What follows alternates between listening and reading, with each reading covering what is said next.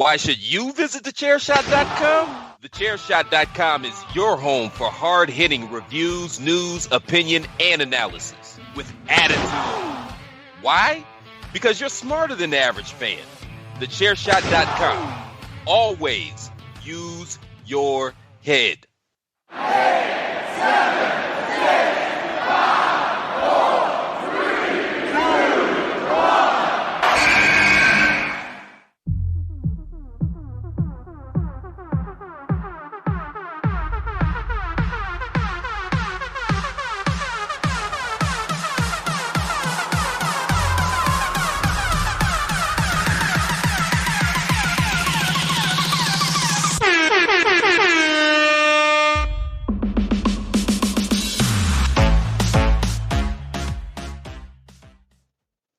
Hello and welcome to another edition of the Hashtag Miranda Show. I am your host, the Twitterless heroine herself, ring announcer to the stars, Miss Fancy Pants, the most professional podcaster, the pop punk princess, and most importantly, the queen of soft style, $1 million Miranda Morales here, your host of the Hashtag Miranda Show. Yes, I still got it. I still do.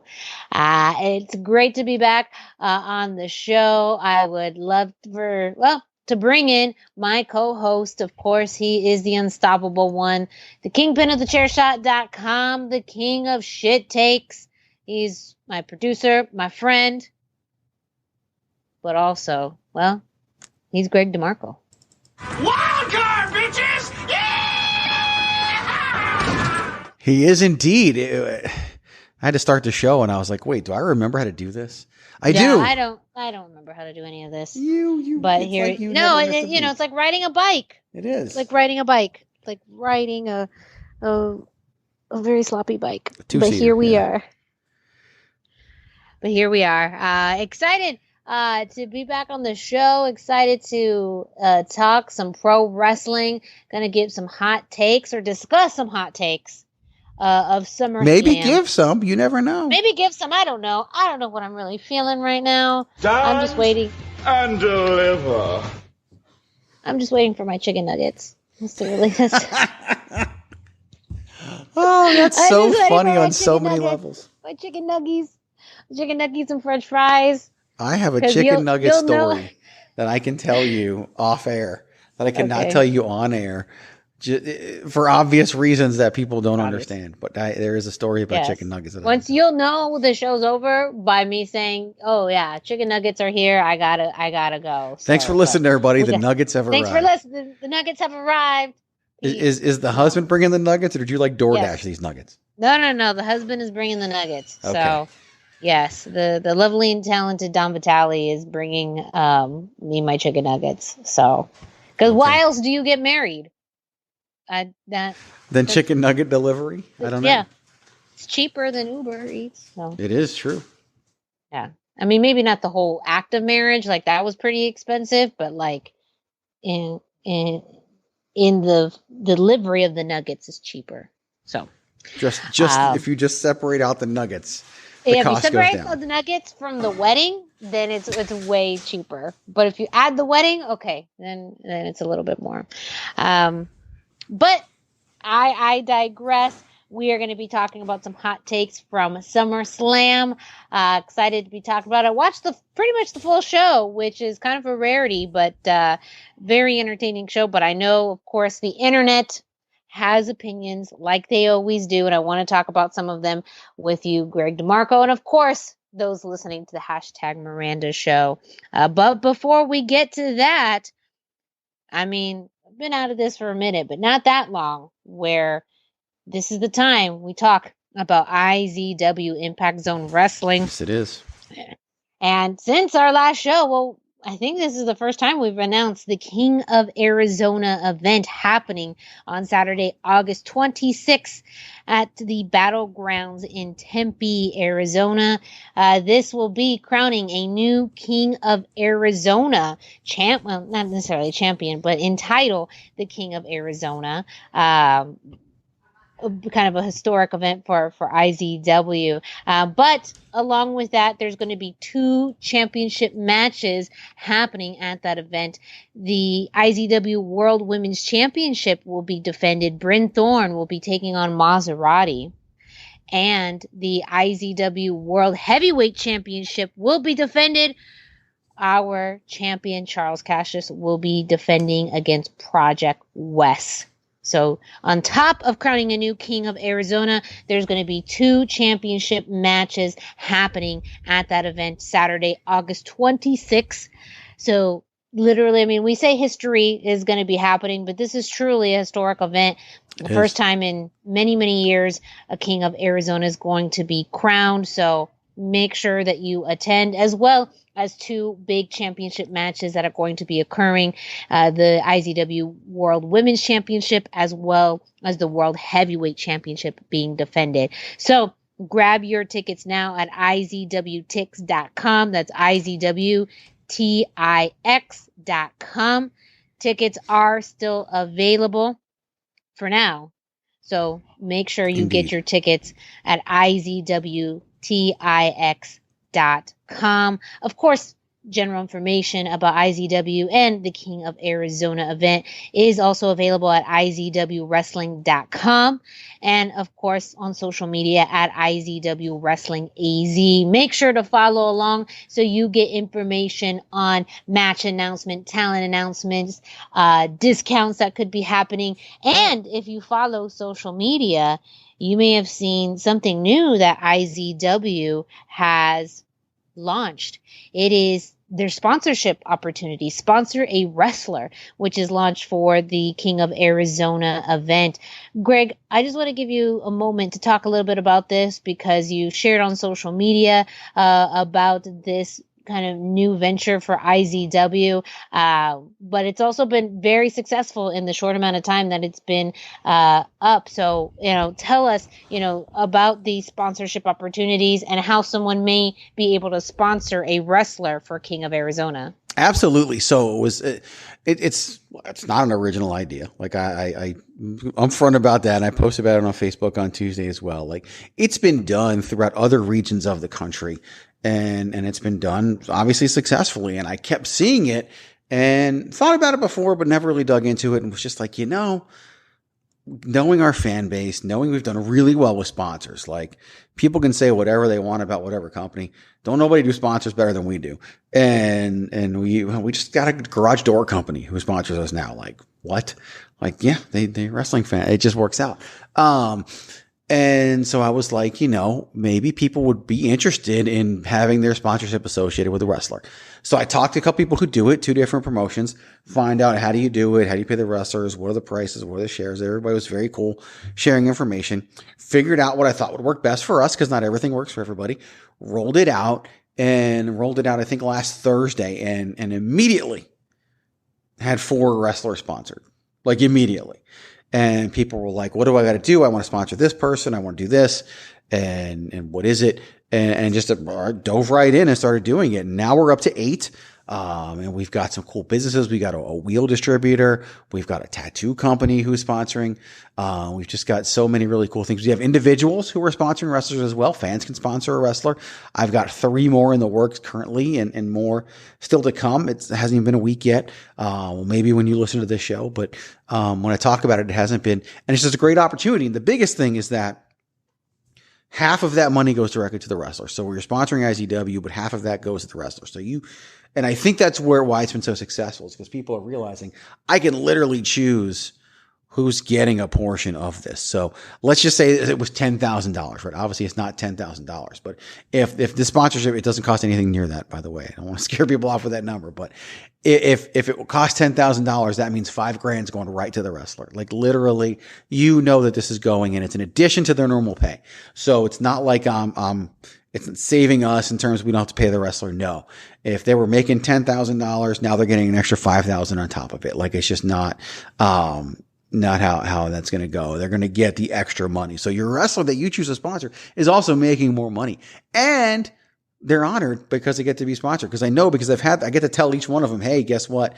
So-and-so wants to sponsor you. Here's what you're going to get, blah, blah, blah. And they're more excited about being chosen than anything else. So it's also a feel-good moment. It's literally a win-win-win and a great opportunity. So if you're interested in doing so, hit me up on social media. Hit up IZW on social media or email at izwwrestling@gmail.com or wherever. And we're more than happy to talk you through it, let you know what the actual rates are, what it entails.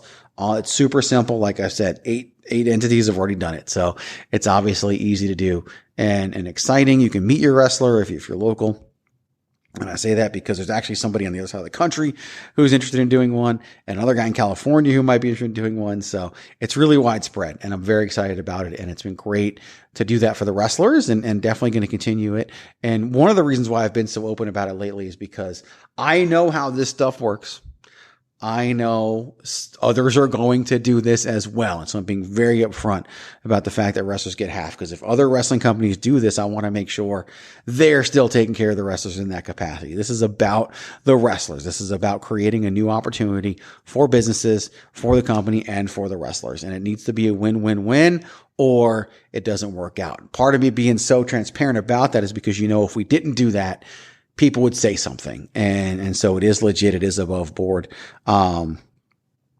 Wrestlers typically get paid in an envelope. Legitimately, these people will receive two. Like, it's completely separate. I want to make sure people knew that. So come be a part of it. The King of Arizona is the first time we're doing this. It's been a huge success, and I'm very excited to see it continue. And I'm just excited that people are so excited about it and excited about this event. It's going to be a hell of a night.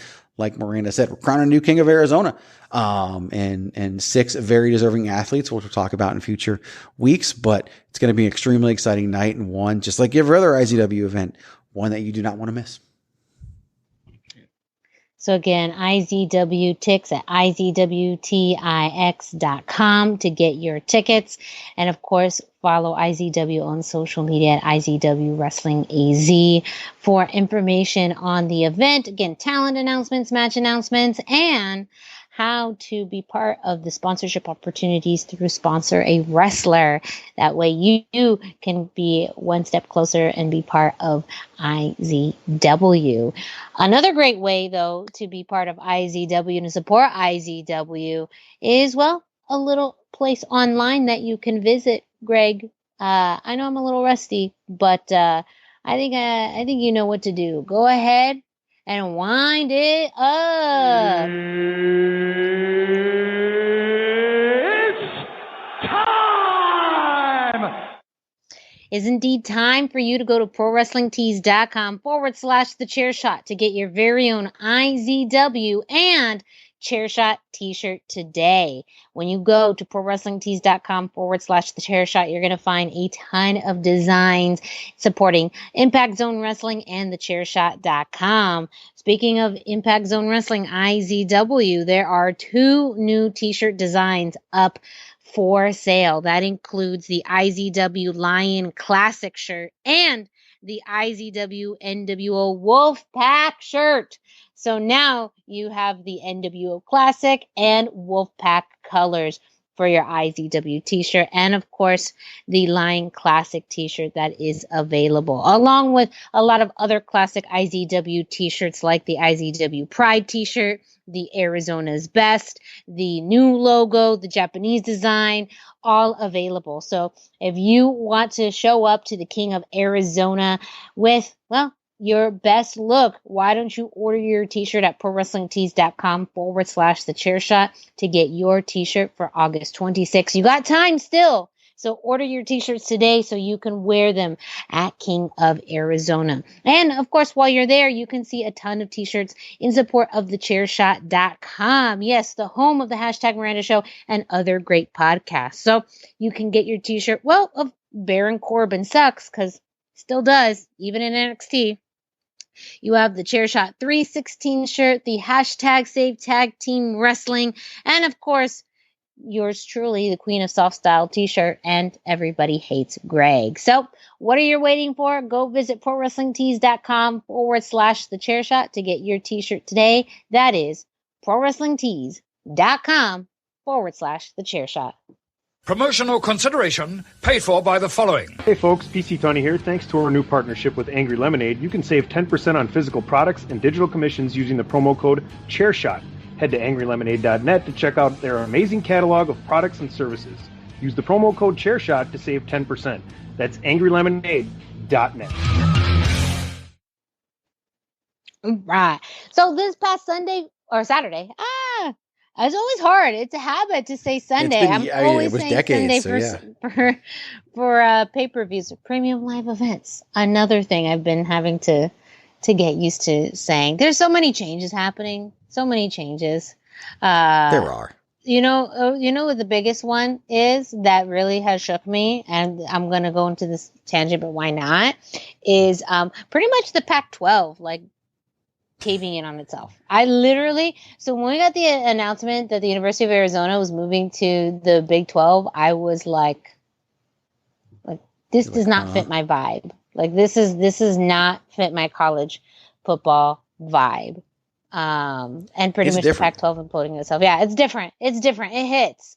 And it's so funny too, because I went to Virginia Tech, and when they moved from the Big East to the ACC a long time ago, we were all very excited about that move. Like, we thought it was a great thing, and we're excited. We didn't want them to get left out, but this feels different because it's the end of the conference. I mean, let's go. Like, there's 4 teams left. It's the end. RIP. It's done. RIP the Pac-12, and it's 100 years of college sports history, and I don't know. There's a lot. That's a whole other subject for a whole other day. But I've been going through lots of changes, and that was one that that one hurt.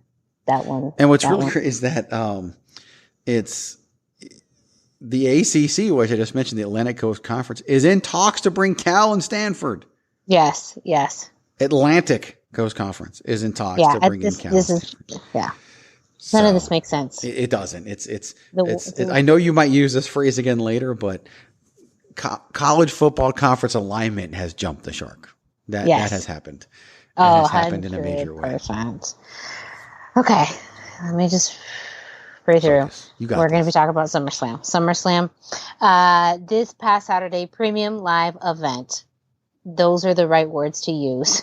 Of course, just like after any premium live event, there's always buzz on the internet and some hot takes. So I want to discuss some of the biggest hot takes that were on the internet after the event. Kind of, do we agree, disagree? What the hell do we think about it? We're going to talk about it right now. So one of the biggest hot takes from SummerSlam was, LA Knight and everything revolving LA Knight. He has had this huge surge in popularity over the past few months, and we really saw that on display during the Slim Jim Battle Royal, which was announced. First off, I think one of the big buzzes around this had nothing to do with the participants themselves, but it was the announcement that Trish Stratus versus Becky Lynch was being moved off of SummerSlam, or was not going to be featured in SummerSlam.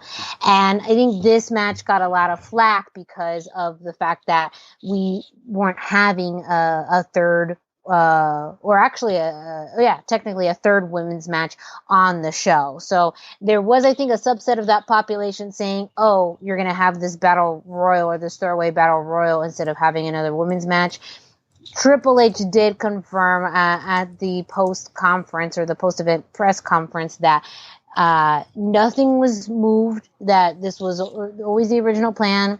Who knows, how much of that is PR, how much of that is not. But I think there was already some uneasiness going into it. But when LA Knight was announced for this, I think fans just had this consensus that this was LA Knight's match. They literally built this Slim Jim Battle Royal to highlight him, to feature him. And when he came out, he had such a huge ovation.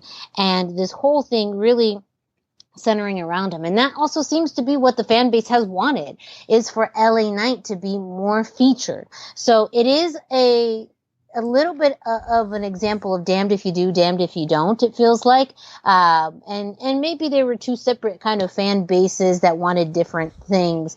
That's how it felt, damned if you do, damned if you don't. But I think that this really helped really establish LA Knight in a really pivotal role that a lot of people had hoped that was going to happen at Money in the Bank, that may, would happen on weekly TV. But to have an event that, or a match that, fans just kind of knew what this was going to be and still really clamor to it, is still big for SummerSlam. And when you think about SummerSlam in general, where it's a bit more random, it's a bit more,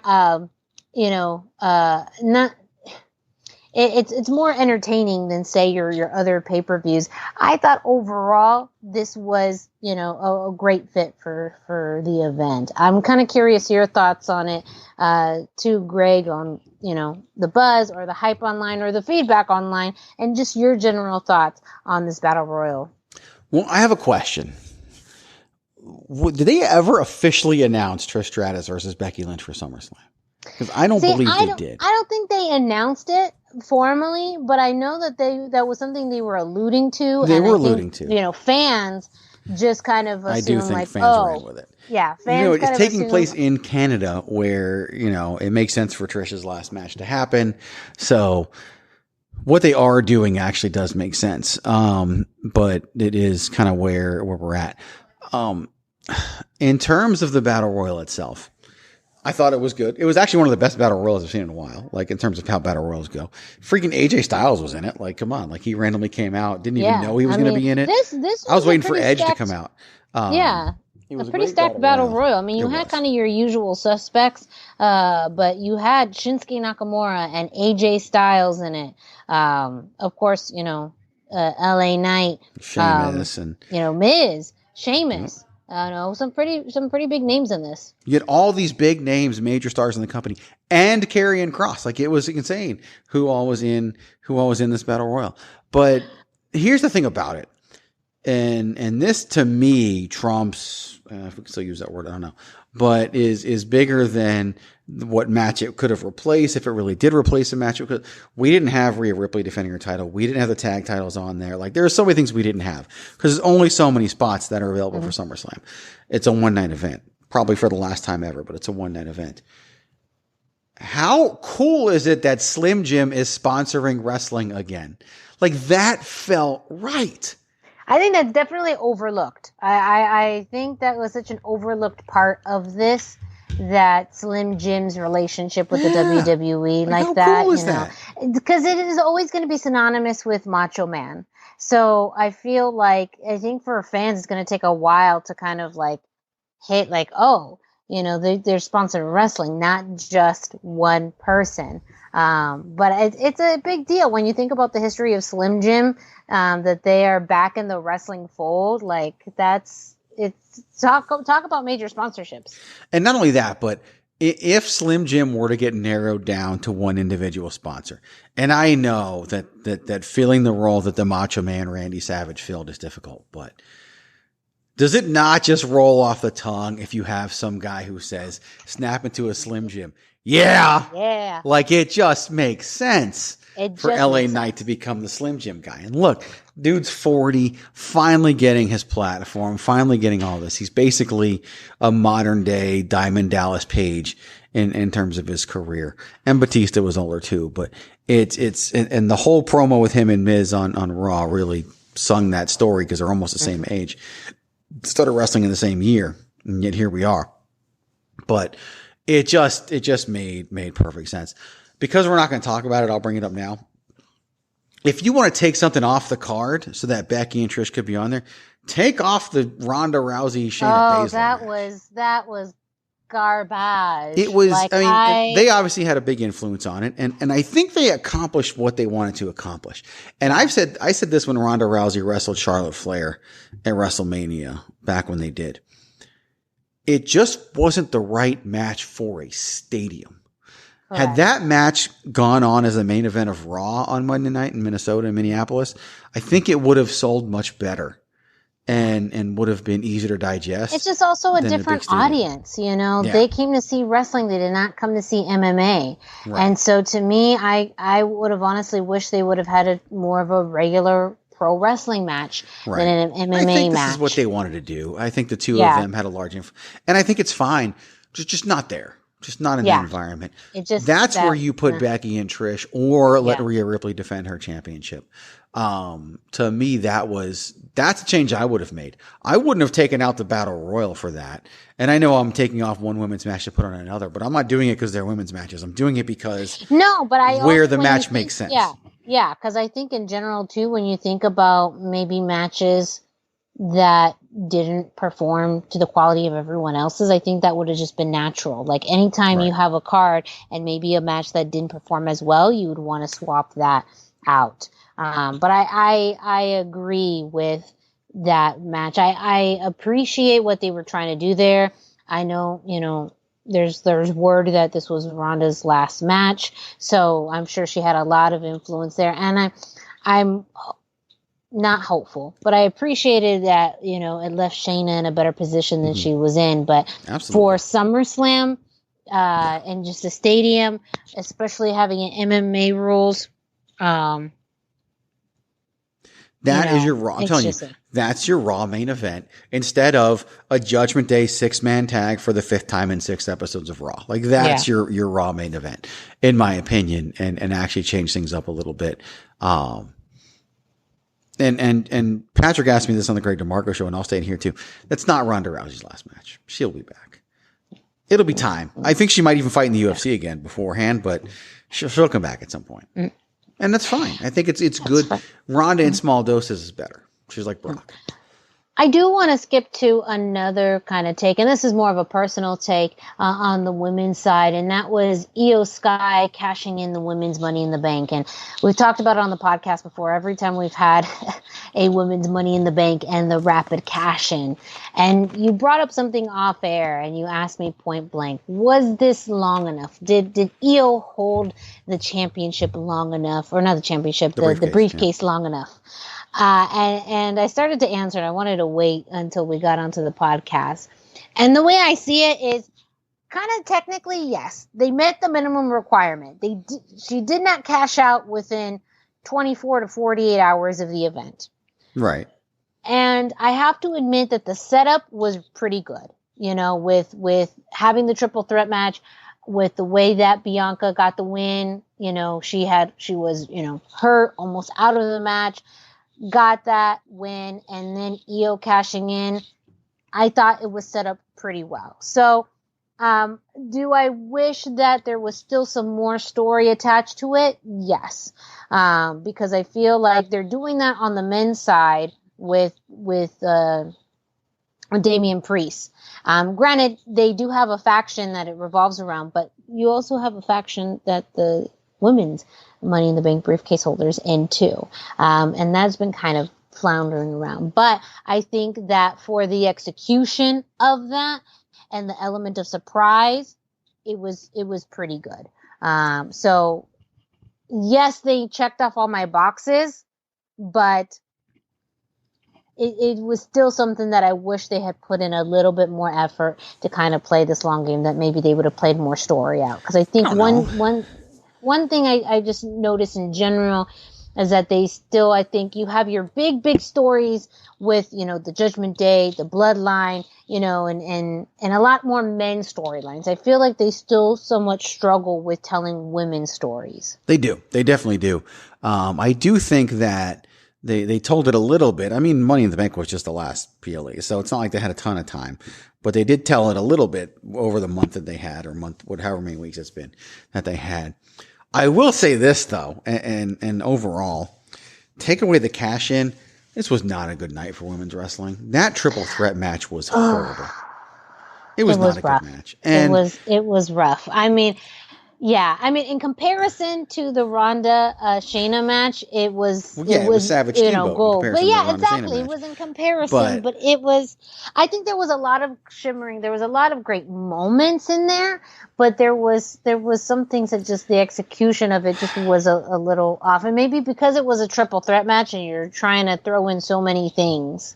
I'm going to be honest with you. Popular or not, I don't care. This kind of goes back to my Battle Royal joke I made. There were a lot of great moments in that triple threat match, and then there was Bianca Belair. And Bianca Belair is the most hit or miss person on the roster. Go back and rewatch her WrestleMania 37 match with Sasha Banks. That match was all Sasha Banks. It really was. But go back and watch her WrestleMania match with Becky Lynch. She held her own. Bianca Belair held her own. And then you go back, or maybe it was the SummerSlam one, or maybe they did both. I can't remember now. Maybe it was just SummerSlam. Either way. And then this past SummerSlam, Bianca's match, or past WrestleMania, Bianca's match with Asuka, again, kind of hit or miss. She's just been hit or miss in general. When she's on, she's amazing, but when she's off, she's garbage. And that's kind of what this was to me, this go round. And that cash-in saved it for me. Mm-hmm. That cash-in saved women's wrestling for the night, unfortunately, for what they did. And it does kind of go back to what you were talking about. Everybody's struggling with women's wrestling right now. Every company is. It's just, you just got to put more focus on it creatively. The best act in women's wrestling today right now on television is Rhea Ripley. Mm-hmm. She ain't wrestling anybody. Yeah. So she's about to, and I'm excited. I hope she actually works matches with the likes of Candice LeRae and Indy Hartwell, like they set up on Raw. Or even, Laura Valkyria, whatever her name is, on NXT, as they set up on NXT tonight, on Tuesday as we record this. But that cash-in saved it for me, and probably for a lot of others. So good on them. Well, yeah. Let's take a quick commercial break, and let's get into some of the other hot takes from SummerSlam, including the term jump the shark. 8, 7, 6, 5, 4, 3, 2,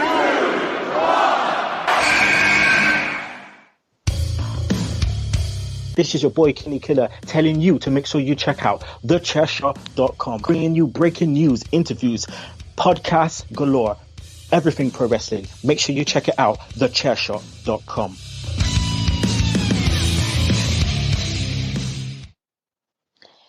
One of the biggest hot takes of the entire night was from the main event, which was, it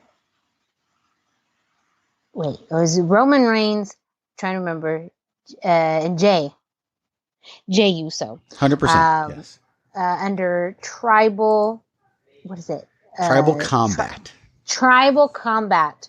It was tribal combat, meaning the winner would become the new undisputed WWE champion and become the tribal chief.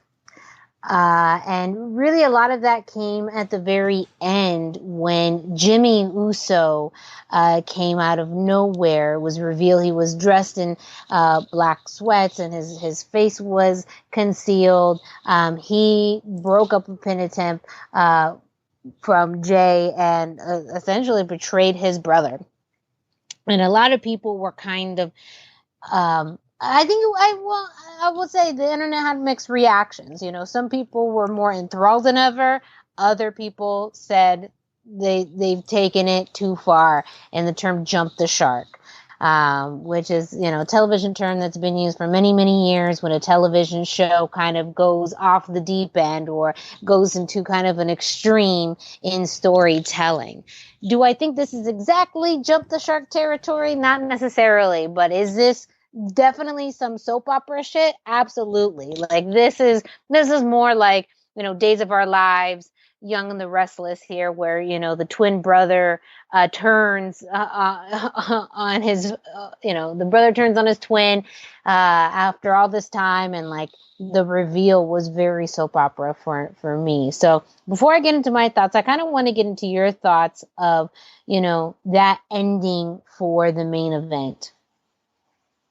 I loved it. And not because last week on the Greg DeMarco show, it was one of my 3 bold predictions for the event, because I did say that Jimmy was going to return and cost Jey. My other 2 bold predictions were Randy Orton returning and Seth Rollins main eventing. Neither of those happened. But they're bold for a reason. They're not supposed to all come true. But I thought it was great. The Usos have wanted to have a feud with each other. Now, they want it to be a WrestleMania feud. Obviously, it's not. Roman's got to go away for a little bit. That makes sense. And these guys can carry for a while. And I think it's going to be good. I think it's going to be entertaining. And in hindsight, of course, it's easy to say this, but like, we should have seen this coming a mile away. Mm-hmm. Like, they literally did the promo on SmackDown where Paul Heyman revealed that the only person that didn't want Jey Uso to be the right-hand man was Jimmy. And Jimmy admitted it was true. And you had the things where Jey was like, you're out of the bloodline, but I'm out too. It's like Jey has sacrificed so much for so many other people, including Jimmy, that this is, you know, and now Jimmy's jealous and he's the heel, and Jey has gotten multiple opportunities because of injuries to Jimmy. They even talked about it on commentary. Like, this whole bloodline storyline started with Jey versus Roman back in 2020 and built up from there. So now we're here at SummerSlam with Jey versus Roman in the main event. And it just made sense for Jimmy to come back and do that. And I think it's going to carry the bloodline storyline through the fall months while Roman gets some time off. I don't think it's jumped the shark. I think it's actually a logical next step in the storyline. I have to admit, when the match first started, and especially for the length of the match that it was, which was way too long, by the way. Yeah, I was losing interest. Like, I think when you look at the whole storyline of the bloodline, especially over the past year, it's definitely gone through some great twists and turns, but you've gotten to a point where, you know, there's only so much that you can do with Roman. And I was curious about, you know, what is going to be this next step. And so when Jimmy came back and betrayed Jey, I have to admit, my curiosity piqued. I was like, this is a new element that I didn't expect. And one that I'm now curious, you know, what's going to happen next? Why? And for me, it was just enough fuel to kind of get me to the next chapter, enough curiosity to kind of be what's next, because I do think that they are getting to a point where the drama between Jey and Roman is run its course a bit, especially without anybody else involved. You know, once Sammy was taken out, you know, that really left it to the core of Jey and Roman, and of course Jimmy as well. But I think you had to add, you know, they'd either have to add new people or add some other dynamic to the story. And I think that this is the dynamic that right now, like you mentioned, will carry it through the next chapter, especially if Roman's not going to necessarily be around every show.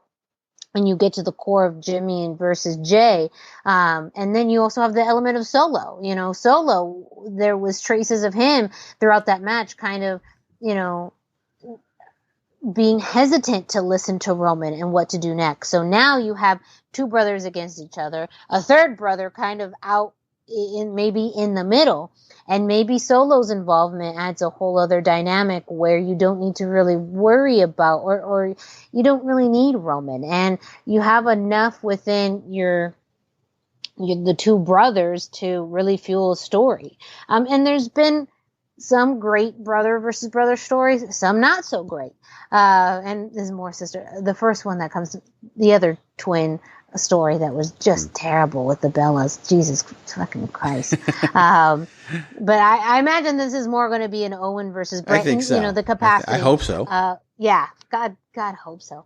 But it's another element. I could see where people are at with, you know, this whole bloodline storyline just kind of weaving so much of a web that eventually you kind of lose, you know, the meaning behind it. And ultimately this does become formulaic, especially for Roman, of there's always some kind of outside thing that happens that helps him keep his championship belt, whether it's him intentionally, something intentional or unintentional.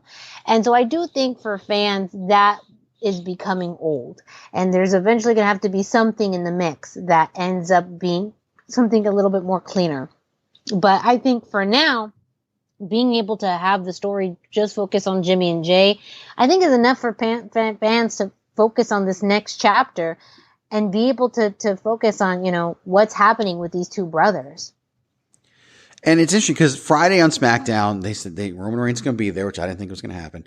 And they talk about how they're going to welcome Jimmy back into the bloodline, right? That Jimmy's coming home. Fuck, Jimmy's not coming home. Jimmy didn't do that for Roman. Notice at the end of SummerSlam, Solo was nowhere to be found. Mm-hmm. Jimmy was nowhere to be found. It was just Roman and Paul Heyman. And I think that's going to be the story. In fact, if I had the book, and I don't, and I wish I did sometimes, Solo would be nowhere near this feud. That on we would finish SmackDown on Friday with Roman gone for a little bit, Jimmy saying he did it for Jimmy, not for Roman, and Solo saying he wants nothing to do with it because it's his brothers. Yeah. And he doesn't want it. I think it's actually, maybe not right away, but eventually, whether it's picking a side, he's going to get involved. I do. But I'd actually like to see Solo go off and be like, you know what? I don't need this. And maybe Heyman and Solo go off, and you got Heyman managing Solo, and he still got that connection to Roman, even though they teased the issues with Solo and Roman. I don't even. Maybe Solo goes to Raw. Like, I have no idea. What Solo to me is the most intriguing part of this whole thing. I'm intrigued by Jimmy versus Jey, but I know what that is, and I know what I'm going to get. Solo's the big mystery for me right now because ever since he got called up from NXT, he's been the enforcer and nothing else. Cody had to beat him the Raw before WrestleMania. Jey had to beat him the SmackDown before SummerSlam. Like, it's all the same. Now now Solo seems like he needs a new focus. He needs something new to focus on. Maybe he goes after a title. Maybe he goes after LA Knight. Like, who the hell knows what Solo does next? But I think it's a great opportunity to establish something with Solo separate from the Usos, because I also believe that when Roman comes back, it's going to be to bring everyone back together. Because I truly believe, like Paul Heyman said, like, they're in the third inning right now for this Bloodline storyline. And I don't know if it's only a third of the way done, but I truly believe we got 2 more WrestleManias coming of Bloodline storyline. Like, I just do. And because I maintain that 41 is when Cody's going to beat Roman. But to me, it's I think Roman comes back and brings the family back together. And this sounds crazy to say right now, I think they're going to be baby faces soon. Like, I think by the end of the year, the Bloodline will be baby faces. Because Roman will come back and Roman will show them the respect that he hasn't been showing them. That's why Solo wasn't interested in helping him. That's why Jimmy's not doing what he did for Roman. And I think that when they all come back together, it's going to be as baby faces, and it'll help launch a heel faction somewhere that attacks them and feuds with them. So, and there's major money in that for WWE. But I think to do that, Roman has to pull them back together. So they got to be separate. So it's for me right now. No, it didn't jump the shark, and I'm really intrigued by what's next for Solo. I agree with a lot of those things. And I agree. They didn't jump the shark. But the Nuggets are here. Good timing on the Nuggets. Yeah, good timing. And I'm excited to see what's next. So, as promised though, once the Nuggets are here, we're going to, close the chapter on this episode of the #Miranda show. So thank you all so much for listening. Don't forget to follow us on social media. Of course, you can follow Greg DeMarco at Greg DeMarco44 on Instagram and Facebook and Twitter. And Threads, apparently. I don't really do anything on Threads. I don't know if anybody does, but it's there. You can follow the Chairshot at Chairshot Media on Instagram, Facebook, and Twitter. Me, Miranda Morales, you can follow me on Instagram and Facebook at the #Miranda. Don't forget, if you are listening to this podcast on your favorite podcast platform like iTunes, Spotify, Google Play, to subscribe, rate, and review. And of course, follow your favorite wrestling promotion, IZW, at IZW Wrestling EZ on social media, and get your tickets for King of Arizona at IZWTIX.com. And of course, one more thing, go to ProWrestlingTees.com/thechairshot. Get yourself a t-shirt today. Start looking fresh and fly for the King of Arizona event, and just in general, as well as t-shirts supporting thechairshot.com, like yours truly, the Queen of Soft Style t-shirt, and Everybody Hates Greg.